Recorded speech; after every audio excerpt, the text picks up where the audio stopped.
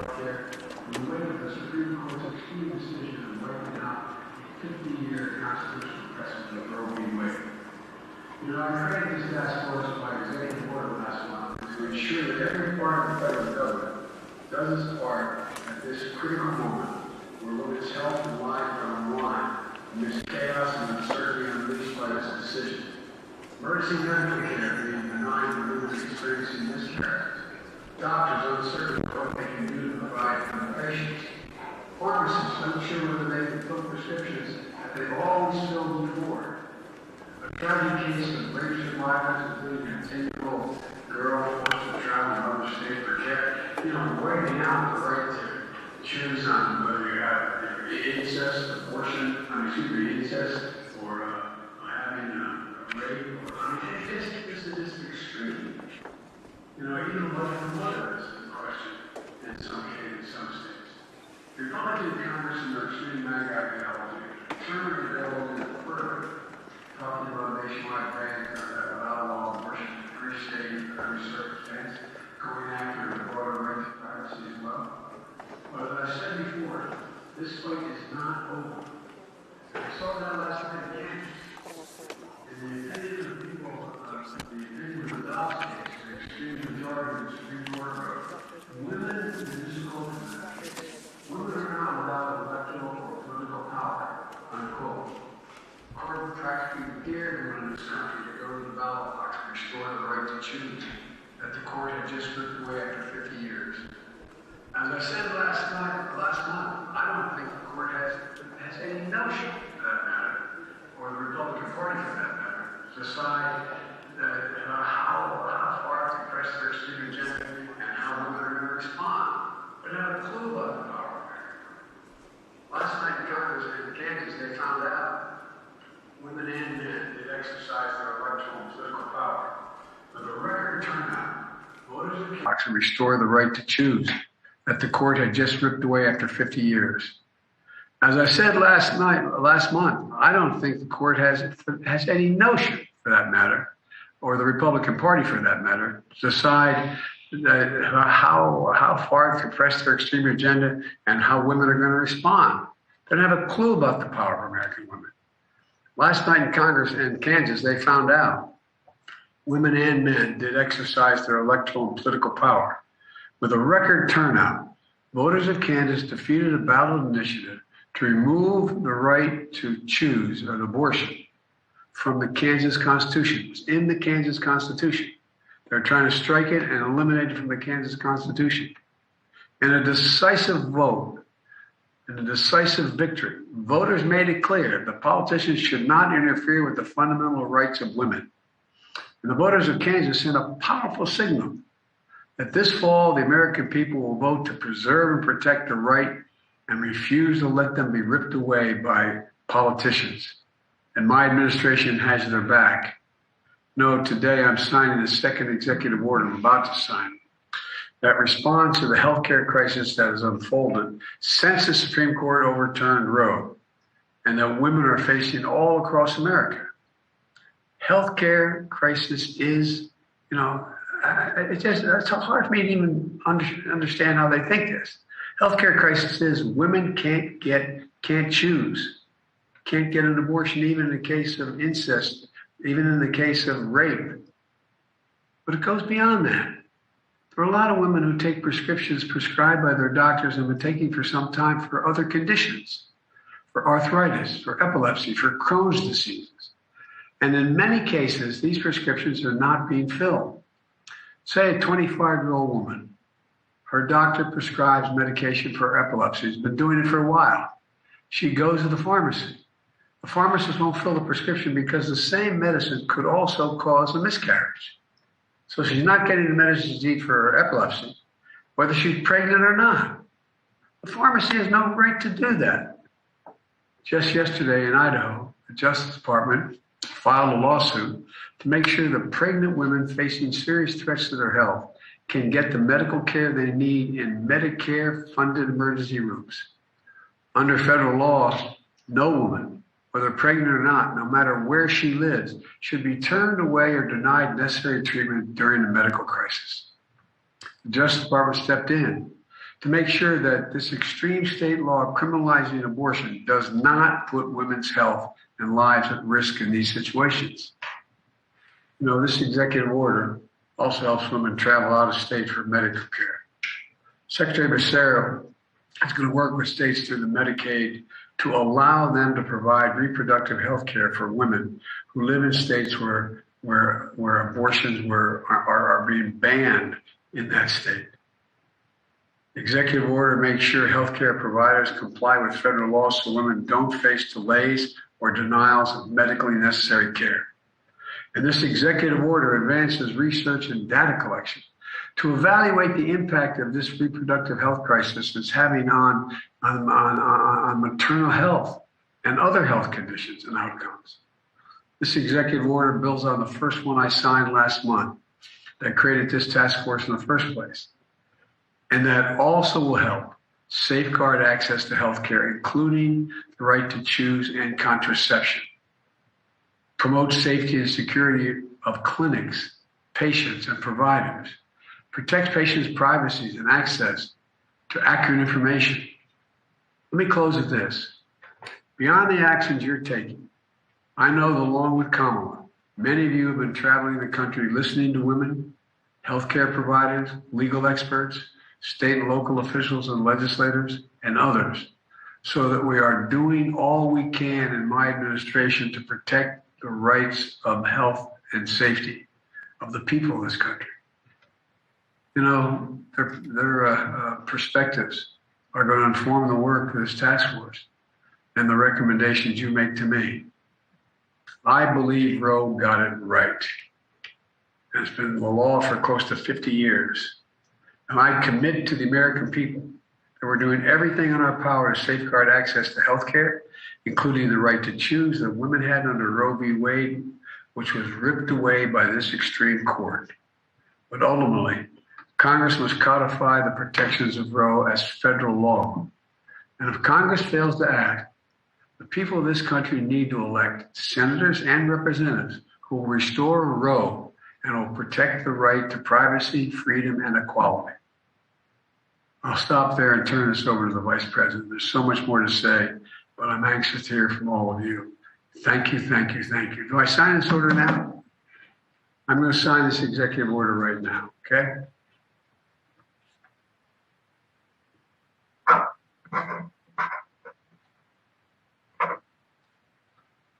Okay, folks, we got a lot of work to do, but Madam Vice President, I'm sure you can get it done, sitting there with all those folks. Thank you. I wish I were with you in person, quite frankly, but I'm getting there. You're on mute. I can't hear you. We feel your presence, Mr. President. Thank you. Well, President Joe Biden has set the tone for our administration from the very beginning. From the time that an opinion was leaked to the time the Dobbs decision came down. And our president has been a leader in saying that the women of America should be protected. Their right to make decisions about their own bodies should be a matter that we all defend, understanding that the government should not be in the business of making those decisions for the women of America. Our administration has been very clear, and it is with that spirit that the President has convened this task force of these leaders to ensure that we have a whole-of-government approach to our work, understanding that every day in America, especially with these extremist so-called leaders in states passing these laws, some of which will criminalize healthcare providers and punish women, that we do everything in our power, in our ability, based on our role, to ensure that we protect the women of America around some of the most intimate decisions that any human being can make. So it is with that spirit and purpose that we convene and we meet. We will be engaged in an in-depth discussion about the role of the various agencies and the cabinet members and their roles of leadership around this important issue. As the President said, The people of Kansas spoke yesterday, and they spoke loud and clear. They said this is not a partisan issue. The women of America should not be the subject of partisan debate or perspective. The people of Kansas spoke and said this is a matter of defense of basic principles of liberty and freedom in America. And they spoke loudly in saying that they trust women to make decisions about their own lives and their bodies. And they said government should not be mandating those decisions for the women of America. So today we are prepared to do the work that is necessary. We will discuss what we have done so far as an administration, and we will discuss what we are prepared to do going forward. I have been traveling the country in recent weeks, talking with, in particular, community-based leaders, healthcare providers, state legislatures and legislators. I've convened faith-based leaders. We have convened disability rights activists, people from various sectors of our country to talk about this issue. And I will tell you, people are scared. When they look at these laws that are being passed and they understand what it means for themselves or someone they love, they are concerned, they are confused. When you look at a map, which I have here somewhere, in terms of what this means in our country, and I don't have the map at the moment. My staff will tell me where that map is at the moment. But what we know is that there is a need for clarity around the rights of individuals and states in this moment. And so General Merrick Garland will talk about what the Department of Justice is prepared to do. We know that there are concerns about the kind of support that is available in terms of federal resources to the various states that are protecting the rights of women and what our administration can do to support that. We will be discussing what we need to do to address the profound misinformation and disinformation that is out there and can only thrive in an environment where there is confusion about what is the right approach and what is the law. So these are some of the topics that we will be discussing. But again, all convened with an understanding and an appreciation for the fact that this, as the President has said, represents a health care crisis in America, where women every day in our country, whoever they voted for in any election, understand what is at stake for themselves, their family, and their future. And so with that, I thank all of the leaders who are here. I look forward to our discussion. And because I promised that I have a map, I'm going to now show you that map. And you don't need to necessarily be able to read the words on the map, but you can see the color coding to understand this map represents our current assessment of the various laws that exist right now in these United States of America. Different approaches in different states to this issue, which some might argue has been by design to intentionally confuse people about their rights, but what in fact it has done without any question is made clear that the President's leadership, the leadership of the President's cabinet, and all of us at this table is critically necessary at this moment. So with that, I thank everyone for being here, and I will now turn it over to the head of our Gender Policy Council, Jen Klein. Thank you. Thank you so much, Vice President Harris, and thank you all for being here today. I am going to move us quickly to my co-chair, Secretary Becerra, to talk about the work that you've been doing over at HHS and what you're planning to do. Mr. President, Madam Vice President, thank you for setting us on a course. Thank you for giving us direction immediately, and thank you for being so prominent and vociferous in explaining how important it is to make sure we are protecting the rights of all Americans, but especially women. I am thrilled to have an opportunity to co-chair, along with my partner, Jen Klein, this task force. Thank you, Jen, for the work that you have done over the years, and certainly now as the co-chair on this task force. To my fellow colleagues on the cabinet and the members of the administration for springing to action so quickly, we say thank you very much. I know we speak for so many people who are waiting for us to do everything we can. Since the Supreme Court's misguided decision put the lives of millions of Americans, our fellow Americans, at risk and stripped away freedom and autonomy, we've all had to take action. And I know that we've all heard from, whether it's patients, doctors, family members, friends, everyone is concerned. At HHS, we heard those voices. We heeded the President's and the Vice President's call for action. Immediately upon the issuance of the Dobbs decision, we launched the reproductiverights.gov website. We were concerned and afraid that something like this might happen, so we put up that website as quickly as we could to make sure that people were not confused, they knew their rights, and we provided as much information and direction as we could immediately for people who were inquiring. We've gone on to protect patient privacy interests and to protect patients and providers from discrimination by issuing guidance. We recently did that by issuing guidance to roughly 60,000 U.S. retail pharmacies. We did it by notifying all health insurance carriers, reminding them of their obligation to respect the civil rights of all Americans and to not discriminate in the dispensation of services and care to all patients. We released our draft rule on non-discrimination in health care last week. And just because your state has decided to restrict your access to health care does not mean your privacy can be tossed to the wind or you can be discriminated against.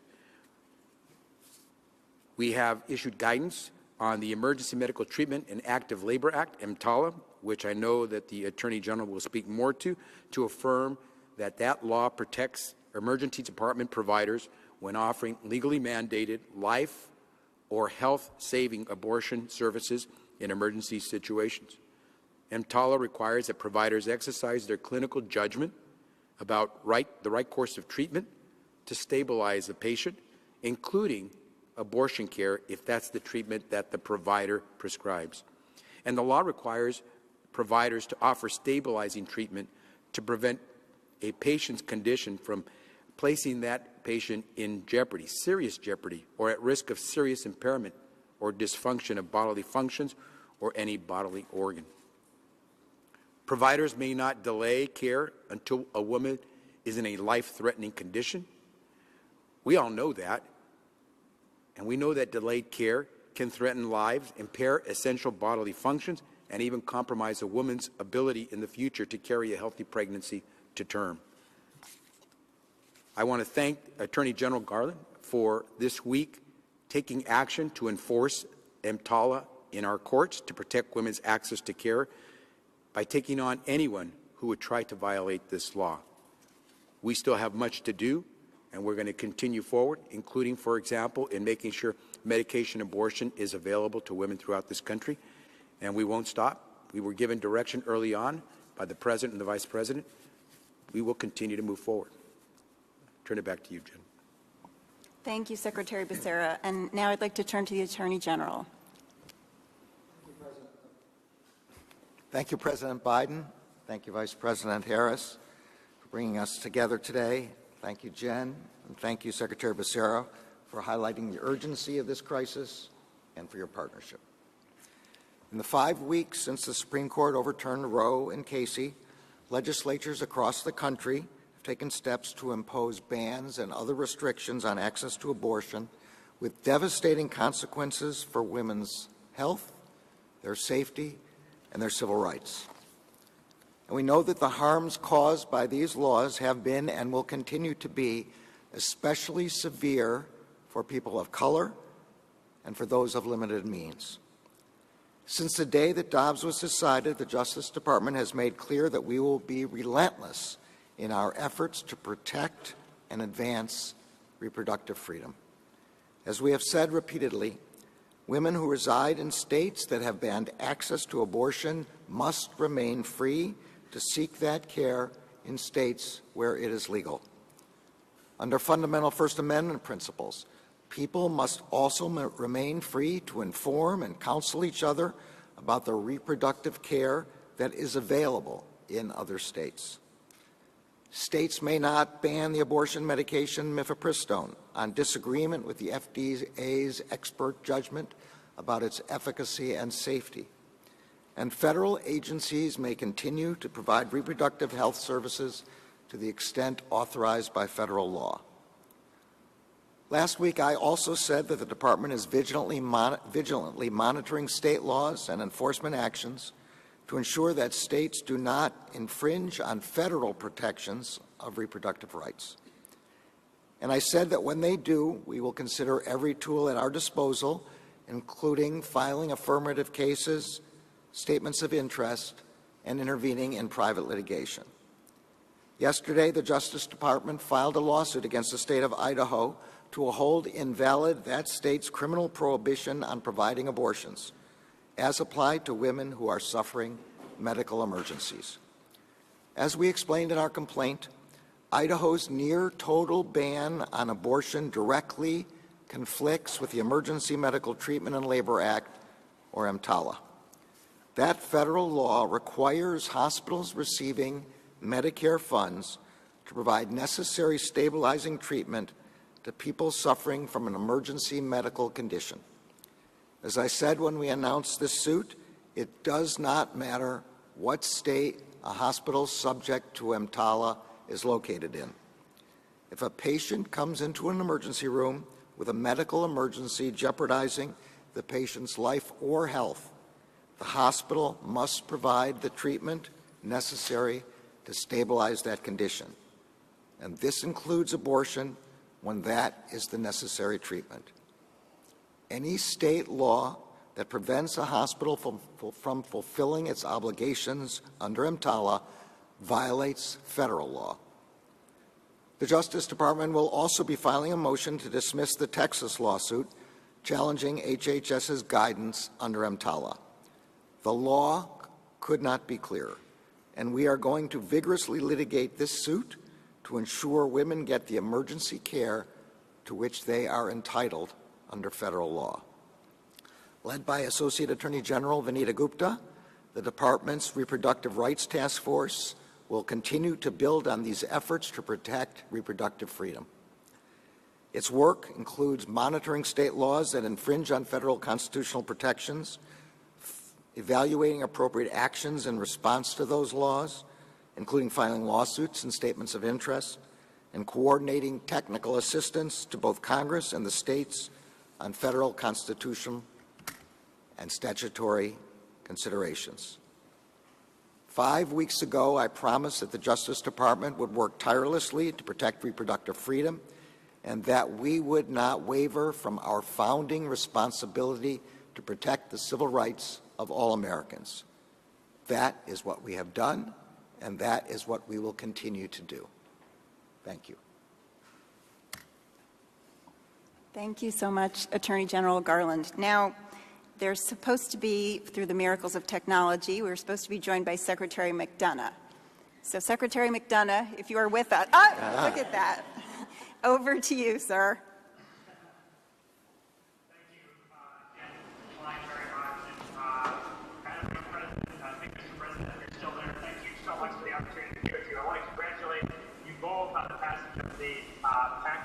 Senate last night.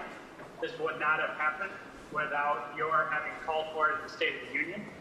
And the fact is that it's a very important day for veterans, survivors, their family members. As you know, among the conditions covered by presumptively covered by the PACT Act are cancers that very much. And Madam Vice President, I think, Mr. President, if you're still there, thank you so much for the opportunity to be with you. I want to congratulate you both on the passage of the PACT Act in the Senate last night. This would not have happened without your having called for it in the State of the Union. And the fact is that it's a very important day for veterans, their survivors, their family members. As you know, among the conditions covered by the presumptively covered by the PACT Act are cancers that our troops, men and women, including women veterans, the fastest growing cohort of our veterans, 300,000 of them of childbearing age. Among the conditions covered for them in this new law will be cancers. And last month, our excellent lead researcher and our excellent lead oncologist briefed our press corps on the progress we're making on treating cancer because of your cancer moonshot, Mr. President. A reasonable question is, and frankly, a question our press corps asked, is whether a pregnant veteran whose cancer is connected to her service in Iraq or Afghanistan can have access to that cutting-edge, life-saving treatment that we provide at VA, or will rather, because of Dobbs and associated state law requirements, will she have to wait 9 months to get access to life-saving treatment and life-saving care? Now, these are the patient safety issues that we deal with in VA every day of the type that you've each discussed. And it's very helpful for us at VA to have the opportunity to get together with this team in the cabinet and your experts to help us resolve those questions. So, Madam Vice President, Mr. President, thank you very much for getting us together today to resolve these questions and to ensure that we can provide that life-saving care, that life-saving treatment to our veterans, including our fastest growing cohort of veterans, women veterans. Thank you very much.